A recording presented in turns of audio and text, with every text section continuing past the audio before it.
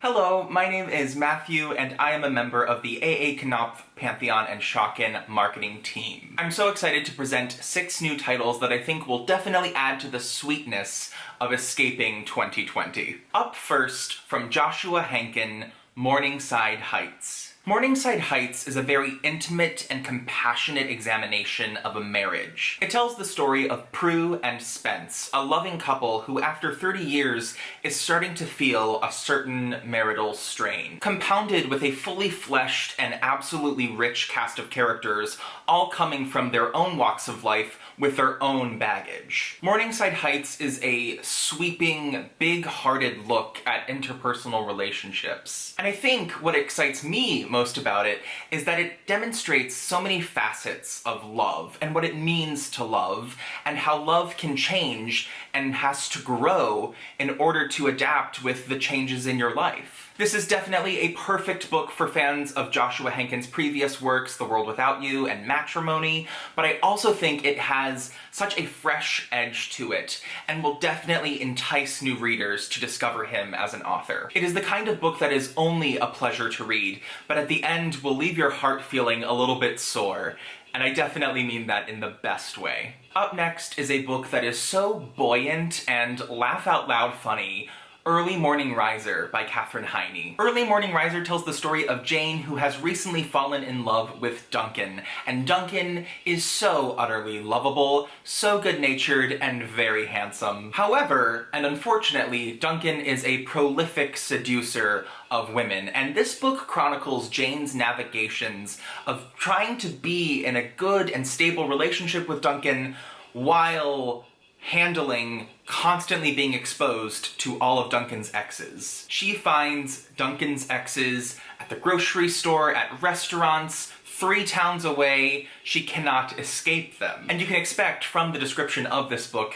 how funny some of these circumstances can wind up being. Katherine Heine is such a craftsperson with her writing. Her writing is utterly gorgeous, and this is the kind of book that will keep you turning pages to the very last page. Early Morning Riser is perfect for fans of J. Courtney Sullivan, Sally Rooney, and even Ann Tyler. It is a book that invites joy, and who doesn't need that right now? Next on the list is an exquisite new memoir, Crying in Hmart by Michelle Zauner. If you are an indie music fan, you might recognize Michelle Zauner's name, as she is from Japanese Breakfast. You also might remember in 2018 there was a viral New Yorker essay floating around of the same name as this book. That essay was a powerful, unflinching examination of love, grief, identity, and food. And now that essay has expanded into an incredibly earnest, wonderfully vibrant memoir. This is a book for foodies, for sure. This is a book for music lovers,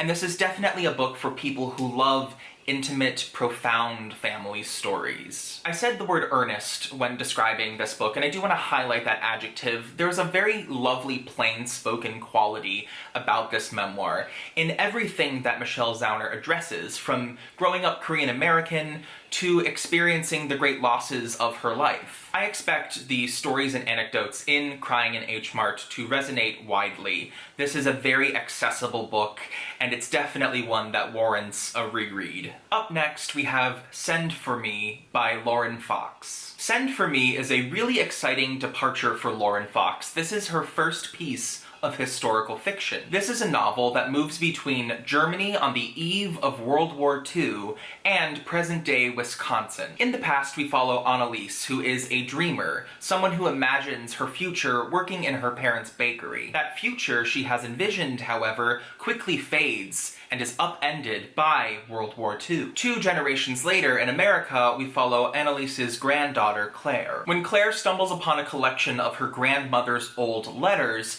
she begins to see her family's story and history in a brand new light. There is also a very personal story with regard to Lauren Fox writing this novel, where the letters in the text are actually letters that Lauren's grandmother had written while she was escaping Germany. And I think that's part of the reason why this historical fiction novel stands out from so many of the rest. Its authenticity and its true depth. Second to last, we have Susan Conley's Landslide. Landslide tells the story of a family trying to stay afloat when the world around them seems to be crumbling down. After a fishing accident leaves her husband hospitalized, our main character Jill is left to look after her 2 sons. Her sons are teenagers and described as the wolves. What I am drawn to about Landslide is its contrast between old and new, where we're in a town that is based on old traditions and trades, but we're looking at the portrait of a family in a modern world. And through it all, Susan Conley's writing is so capable of keeping us aloft. There is such a suspension and lift to her text that allows us to explore all of it. This is one of those perfect bittersweet novels. It has a lot of humor, it also has a lot of heart, so it's definitely one to look forward to.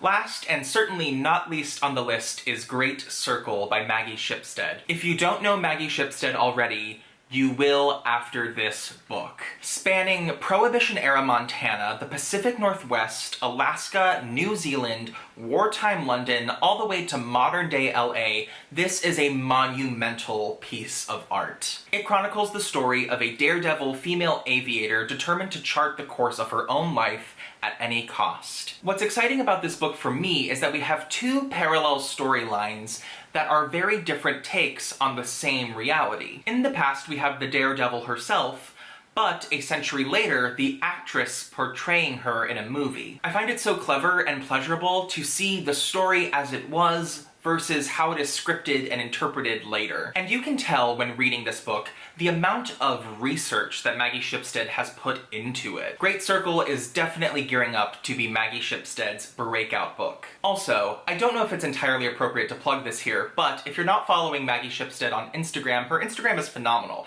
It's a combination of scenic travel imagery and her very adorable and funny dog, Gus. So just wanted to throw that out there. But that's it for me. I hope that you, like me, are really looking forward to 2021's new books, and I wish you happy reading.